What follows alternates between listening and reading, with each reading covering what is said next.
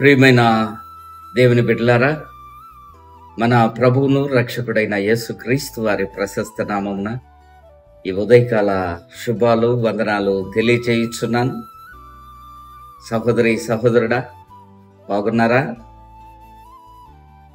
రాత్రంతా క్షేమకరమైన నిద్రను దేవుడు మీకు ఇచ్చి ఉన్నాడని నేను తలంచుచున్నాను. ఈ ఉదయకాల సమయంలో ఈ దినమునకై దేవుడు మనకిచ్చిన అమూల్యమైన వాగ్దానాన్ని ఒకసారి ధ్యానం చేద్దామా? దయచేసి మీ దగ్గర బైబిల్ ఉంటే తెరచి ఉంచండి. యెషయా గ్రంథం 46వ అధ్యాయము 4వ వచనం ఒకసారి చదువుతాను, వినండి. ముదిమి వచ్చు వరకు నిన్ను ఎత్తుకొని వాడను నేనే, తల వెంట్రుకలు నెరవి వరకు నిన్ను ఎత్తుకొని వాడను నేనే చేసి ఉన్నాను. సంక పెట్టుకుని వాడను నేనే, నిన్ను ఎత్తుకొనుచు రక్షించు వాడను నేనే. దేవుడు తన వాక్యమును మన వినికిడిలో దీవించుగాక. ఈ లేఖన భాగంలోని అమూల్యమైన సత్యం ఏమిటో తెలుసా? మహోన్నతుడైన దేవుడు, ఆయన మన జీవితాలను, మన భారాన్ని భరించే దేవుడు.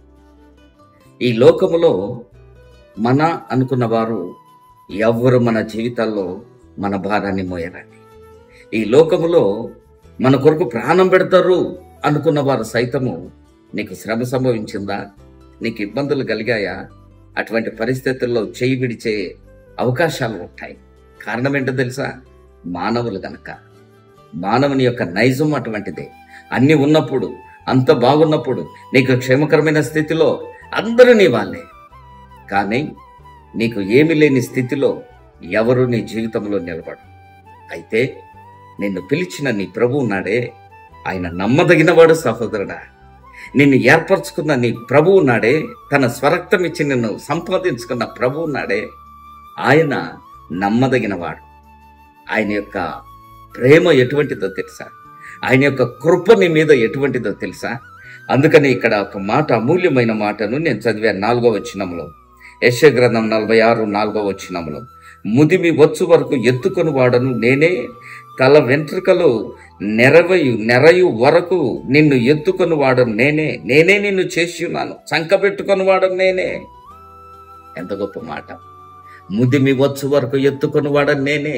నీ జీవితంలో, నీ జీవిత ప్రయాణంలో అనేకమైన శ్రమలు, అనేకమైన శోధనలు, కొన్నిసార్లు జీవిత ప్రయాణంలో, ఈ లోకమనే యుద్ధభూమిలో నీ జీవితంలో ఒక పోరాటం. క్రైస్తవ విశ్వాస జీవితం అంటేనే ఒక పోరాటం. ఈ పోరాటంలో కొన్నిసార్లు అలసిపోయి, కొన్నిసార్లు మన జీవితంలో సత్తువ ఉడిగిపోయి, ఇక నా వల్ల కాదు, భవిష్యత్తు చూసి భయపడుతూ, ఇక నేను నడవలేను జీవితంలో, ఇక నేను సమస్యలను ఎదుర్కోలేను, అలసిపోయాను, ఒక దెబ్బ మీద ఒక దెబ్బ, ఒక శ్రమ మీద ఒక శ్రమ కలిగినప్పుడు నిస్సత్వ కలిగి, సడలిన మోకాళ్ళ బలము ఉడిగిపోయి, ఇక నా వల్ల కాదని నీవు చతికిల పడతావు చూడు. అటువంటి సమయంలో, నీ బలహీన పరిస్థితుల్లో మహోన్నతుడైన దేవుడు ఏం చేస్తాడో తెలుసా? ఆ ప్రధాన కాపరి ఏం చేస్తాడో తెలుసా? ఆ మంచి కాపరి ఏం చేస్తాడో తెలుసా?